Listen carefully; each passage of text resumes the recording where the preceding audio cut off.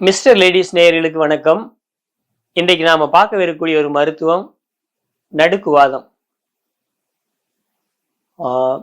ஆங்கிலத்தில் சொன்னோம்னா இந்த பார்க்கின்சன்ஸ். இப்போ நடுக்குவாதம் அப்படிங்கிறது ஏன் வருது, அதை எப்படி வராம நாம தடுத்துக்கலாம், அப்படி பல நாட்களாக இருக்கு அல்லது சில ஆண்டுகளாக இருக்கு அப்படின்னாக்கும் பாரம்பரிய மருத்துவத்தில் எப்படி அதை சரி பண்ணிக்கலாம் அப்படின்னு தான் பார்க்க போறோம். இந்த நடுக்குவாதம் அப்படிங்கிறது பார்த்தீங்கன்னாக்கும் மர்ம புள்ளி அல்லது மர்ம புள்ளிகள்ல ஏற்படக்கூடிய அடி. இப்போ ஒரு சிலருக்கு பார்த்தீங்கன்னாக்கும் தலை மட்டும் ஆடிக்கிட்டு இருக்கும். ஒரு சிலருக்கு பார்த்தீங்கன்னா ஒரு கை மட்டும் நடுங்கிட்டே இருக்கும். ஒரு சிலருக்கு பார்த்தீங்கன்னா கால் நடுக்கமா இருக்கும். அப்ப அது நடுக்குவாதம் அப்படின்னு சொல்லி சொல்றோம். இப்ப இந்த நடுக்குவாதம் அப்படிங்கிறது நரம்பு தளர்ச்சி வேற, நடுக்குவாதம் அப்படிங்கிறது வேற. இந்த நடுக்குவாதம் வர்றதுக்கு மிக முக்கிய காரணம் பார்த்தீங்கன்னாக்கும் இந்த வர்ம புள்ளிகள்ல ஏற்படக்கூடிய அடி. இப்ப இது முந்தைய காலங்களில் பார்த்தீங்க அப்படின்னாக்கும் இந்த நடுக்குவாதம் அப்படின்றது சின்ன பசங்களுக்குலாம் வழக்கமா வராது. வயது முதிர்ந்த நபர்களுக்கு வழக்கமா வரும். 40 வயதுக்கு மேல இருக்கக்கூடிய நபர்கள் அல்லது 50 60 வயதுக்கு மேல இருக்கக்கூடிய நபர்களுக்கு தான் இந்த நடுக்குவாதம் அப்படிங்கிறது அதிகமாகவே வரும். இப்போ பார்த்தீங்கன்னாக்கும் சிறிய வயது நபர்களுக்கே வருது. இப்போ நம்ம கிட்ட கூட ஒரு 20 நாளைக்கு முன்னாடி ஒரு பையன் வந்திருந்தாப்புல. அவர் ஸ்கூல் தான் போயிட்டு இருக்காப்புல. அந்த பையனுக்கே பார்த்தீங்கன்னா நடுக்குவாதம். அவர் ஒரு 2 கையால ஒரு பொருளை பிடிச்சா கூட கடகடன்னு ஆடிக்கிட்டு வரும். ஒரு டம்ளர்ல தண்ணியை கொண்டு வானா கூட நடுங்கிட்டு வருவான் அப்படின்னு சொல்லி அவங்க அப்பா சொன்னாரு. அதுக்கப்புறம் அவங்க நம்ம கிட்ட ஒரு 8 நாள் வேறொரு மருத்துவத்துக்காக அவங்க வந்திருந்தாங்க. அந்த டயத்திலே இதுக்கும் சேர்த்து அவங்களுக்கு உள் மருந்தும் கொடுத்துட்டு வெளிப்புற மருத்துவமும் பண்ணோம். அந்த 8வது நாள் எடுத்து ரொம்ப சந்தோஷப்பட்டாரு. இந்த மாதிரி இப்போ சார் இப்போ தூக்கிட்டு வர சொன்னேன் சார், ஒரு செம்பு தண்ணியை அப்படியே நடுங்காம என் கையில் கொண்டு கொடுத்தேன், ரொம்ப சந்தோஷமா இருக்கு சார் அப்படின்னு சொல்லி அவங்க அப்பா சொன்னார். அவருக்கு வேற ஒரு மருத்துவம் நம்ம பார்த்துக்கிட்டு இருக்கோம். அது வேற ஒரு 6 மாதம் மருத்துவம். அப்போ அதுக்கு மத்தியில் இந்த மருத்துவமும் சேர்த்து எங்களுக்கு கொடுத்துட்டா ரொம்ப நல்லா இருக்கும் அப்படின்னாரு. அப்போ அது 8 நாளைக்குள்ளே ஒரு செம்பை 2 கையிலையும் ஈஸியாக நடுங்காமல் தூக்கிட்டு போகிற அளவுக்கு நாம் கொடுத்துருக்குறோம். அப்போ பார்த்தீங்கன்னா அப்போ இந்த இது ஏன் ஏற்பட்டிருக்கு அப்படின்னாக்கும் எங்கேயோ ஏற்படக்கூடிய அடி. இப்போ இருக்கக்கூடிய நபர்கள்லாம் எதை தூக்கி அடிக்கிறாங்கன்னே சொல்ல முடியாது. முன்னாடிலாம் சொல்லுவாங்க, ஒரு துளிர் குச்சியா அல்லது மெல்லிசான குச்சியா எடுத்துட்டு கெண்டைக்காலுக்கு கீழே அடிக்க சொல்லுவாங்க. காலினுடைய ஒரு பாதி காலுக்கு கீழே, முழங்காலுக்கு இடையில இருக்கக்கூடிய அந்த கெண்டைக்கால் பகுதி இருக்கு, அதுக்கு கீழே அடிக்க சொல்லுவாங்க. ஆனா இப்ப இருக்கவங்கலாம் பார்த்தீங்கன்னா எதனாலும் எடுத்து எங்க வேணாலும் அடிக்கிறாங்க, செவுத்துல தள்ளி விடுறாங்க. இந்த மாதிரிலாம் பிள்ளைங்களுக்கு எங்க அடிபடுதுன்னு தெரிய மாட்டேங்குது. அது ஒரு சிலருக்கு அடிப்பட்ட உடனே அந்த நடுக்குவாதம் வந்துடும். ஒரு சில நபர்களுக்கு பார்த்தீங்கன்னா, பெரும்பாலான நபர்களுக்கு பார்த்தீங்கன்னாக்கும் அது 1 வருஷம் 2 வருஷம் 3 வருஷம் அந்த மாதிரி ஆனதுக்கு பின்னாடி, ஒரு சிலருக்கு 5 வருஷம் 10 வருஷம் கூட ஆனதுக்கு பின்னாடி இந்த நடுக்குவாதம் வரும். அப்ப எந்த பகுதியில உள்ள நரம்பு அடைப்பு ஏற்படுதோ அந்த பகுதியில அவங்களுக்கு நடுக்கம் வரும். அப்போ நாம உடல்ல தேவையில்லாம அடிக்கிறத நம்ம குறைக்கிறதுக்கு முயற்சி பண்ணணும். இப்ப நிறைய சண்டைகள் வருது, வாக்குவாதங்கள் வருது. வாக்குவாதம் வெறும் வாக்குவாதத்தோட நின்றுச்சு அப்படின்னாக்கா அது ஆரோக்கியமானதா இருக்கும். அது அடிதடி அந்த மாதிரியெல்லாம் போச்சு அப்படின்னு சொல்லி சொன்னாக்கும் இந்த மாதிரியான நடுக்குவாதங்கள் வந்துடும். அப்போ இந்த நடுக்குவாதம் நிறைய பேர் இப்போ கஷ்டப்பட்டுக்கிட்டு இருக்காங்க.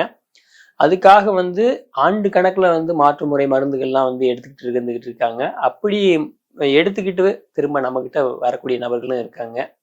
அப்போ பார்த்தீங்கன்னா ஆண்டு கணக்குல கூட சரி செய்ய முடியாத ஒரு பிரச்சனையாக இந்த நடுக்குவாதம் அப்படின்ற ஒரு பிரச்சனை இருக்குது. இதுக்கு நாம அடிப்படையில முதல்ல கொத்தவரங்காய் கொத்தவரங்காயை நீங்க எடுத்து அதை பச்சையாகவும் சாறா எடுத்து அதோட இஞ்சி சாறு சேர்த்து நாம சாப்பிடலாம். இப்போ ஒரு 10 கொத்தவரங்காயை எடுத்துட்டு அதை சிறு துண்டுகளாக நறுக்கிட்டு அதோட கொஞ்சம் இஞ்சி சாறு, இஞ்சி வந்துட்டு ஒரு 20 கிராம் அளவுக்கு வந்து இஞ்சி எடுத்துக்கலாம். அது தோல் நீக்கிட்டு அதை வந்து அப்படியே வந்து ஏதாவது அம்மியில் வச்சோ அல்லது மிக்சியில் அரைச்சோ வந்துட்டு அதை சாராக எடுத்துக்கணும். எடுத்து அதை அப்படியே வச்சிடணும். வச்சுட்டா ஒரு 20 நிமிஷத்துலேருந்து 25 நிமிஷம் வச்சிட்டிங்கன்னா கீழே வந்து கழிவுகள் தேங்கிரும், மேலே வந்து தெளிந்த தண்ணி இருக்கும். அதை எடுத்து திரும்பவும் வந்துட்டு அந்த கொத்தவரங்காயை அரைச்சி திரும்பவும் அதை வந்து வடிகட்டி அதை வந்து காலை வெறும் வயிற்றுல வந்து நாம் வந்து குடிச்சிட்டு வரலாம்.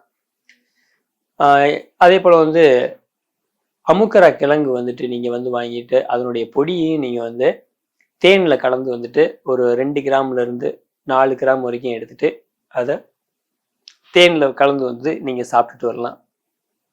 அல்லது தேன் பிடிக்காது அப்படின்னு சொல்லி சொன்னாக்கும் பாலில் கலந்து நீங்கள் வந்து நாட்டு சர்க்கரை அல்லது பனை வெல்லம் சேர்த்துட்டு அந்த மாதிரி வந்து சாப்பிட்டுட்டு வரலாம்.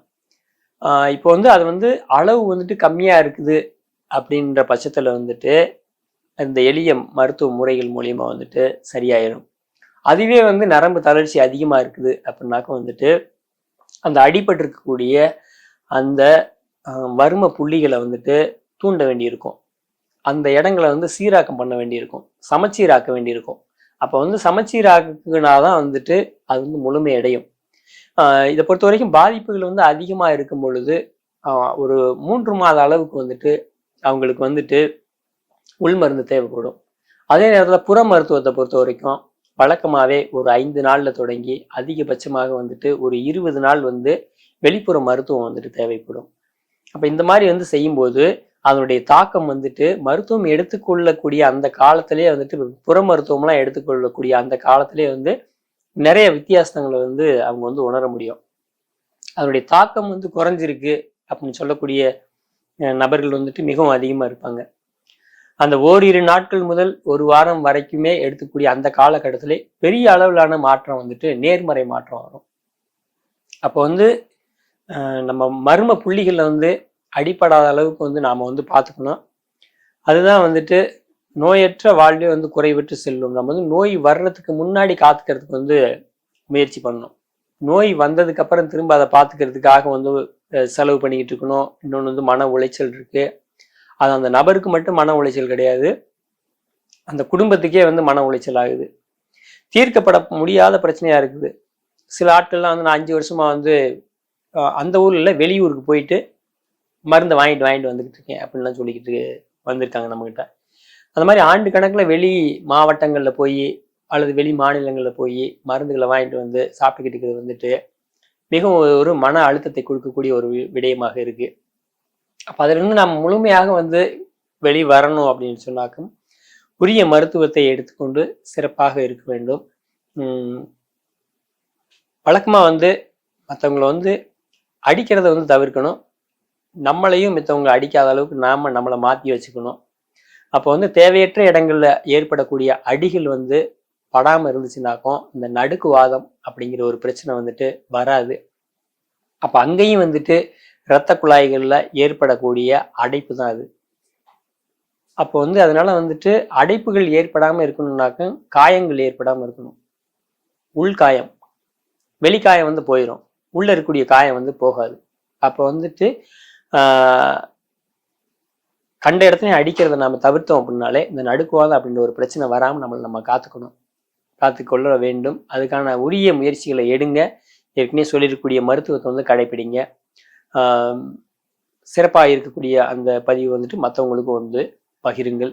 மேலும் ஒரு நல்ல பதிவோடு உங்களை சந்திக்கிறோம். நன்றி, வணக்கம்.